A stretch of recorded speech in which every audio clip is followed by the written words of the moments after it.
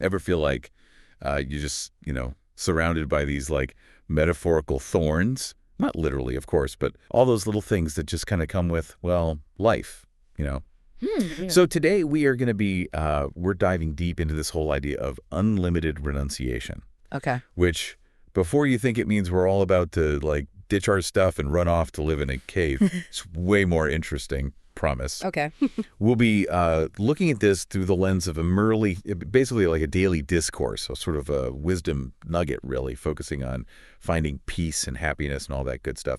And lucky for us, we've got our expert here to break it all down. So what's the big deal with this Murli and unlimited renunciation anyway? Well, it's interesting, right? Because what this Murli does is it makes this comparison, you see, between the people who are listening to it and then like traditional sannyasis.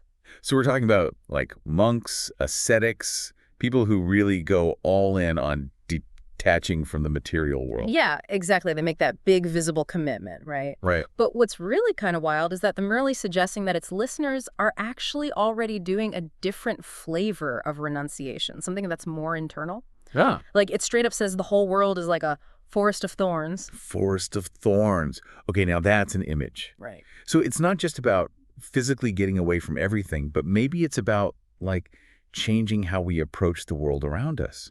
Yeah, I think that's a good way to put it. It's about recognizing that even those things that seem, good on the surface, they can actually become those thorns. Like, say, that promotion you've been chasing. It might bring more stress than you bargained for. That fancy new car could turn into a whole bunch of debt. True.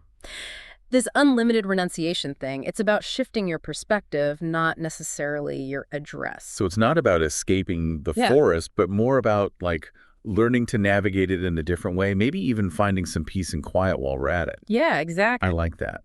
But what are some of the, I guess, common thorns that people run into, and how does this whole unlimited renunciation idea actually help with those? Well, think about the stuff we tend to get really attached to. You've got possessions, relationships, even our own self-image. All of these things, they can easily become those thorns if we let our happiness depend on them, right? So what this Murli's suggesting is that we practice detaching. Not necessarily by chucking everything out, but by sort of loosening our grip on this idea that those things are the be-all and end-all of our happiness. So if I'm following you, it's about changing how we relate to those things rather than letting them, I don't know, control us. Yeah. That sounds pretty liberating when you put it that way. It is. It's about finding peace on the inside instead of chasing after it through achievements or possessions or any of that.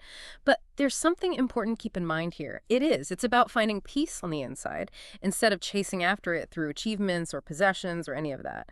But there's something important to keep in mind here. It doesn't mean we turn into robots with no feelings or anything, or that we can't still enjoy the good things in life. Okay, phew. Yeah. That's a relief.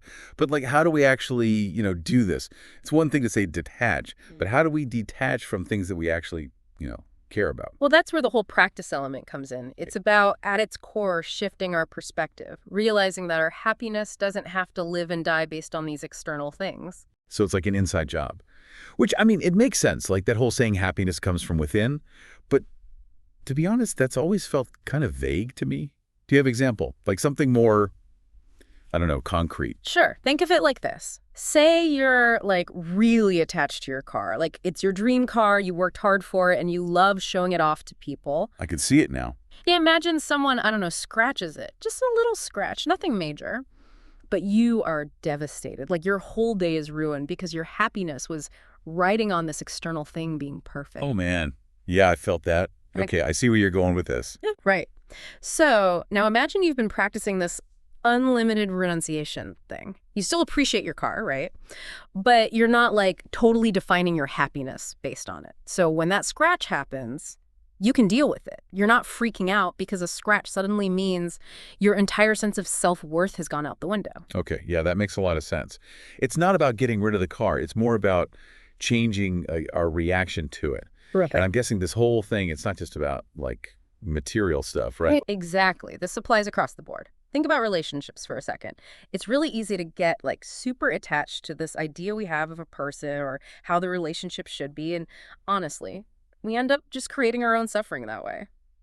So in that sense, practicing unlimited renunciation might mean being able to accept our loved ones, warts and all. accepting who they really are, and then Yeah. finding a way to be okay with that, find peace within that reality. So it's like choosing to accept, like, what is, instead of clinging to some idea we have in our heads of how things should be. This whole unlimited renunciation thing, it sounds like it could be a path to, like, finding a lot more peace in our lives, in every area of life. That's really what it's all about. What this Murli is saying is that by practicing this detachment, what we're doing is creating space. We're making room for something way deeper, something more lasting to come through, which is that genuine peace and happiness. That makes a lot of sense, though it also sounds like, this is a lifelong kind of thing, right? Not just a one-time fix. Oh, absolutely. It really is a journey, a journey of recognizing our attachments for what they are and then choosing to, like, relate to them in a new way. It's like we're learning to walk through that whole forest of thorns idea, but with a lot more, I don't know, awareness maybe, grace, and deciding which thorns we're going to stop and like really engage with and which ones we just acknowledge and keep on moving. Exactly. And over time, as we get better at this, we might even realize those thorns, they don't have as much power over us as they used to. We're not as reactive. We're not as worried about things we can't control.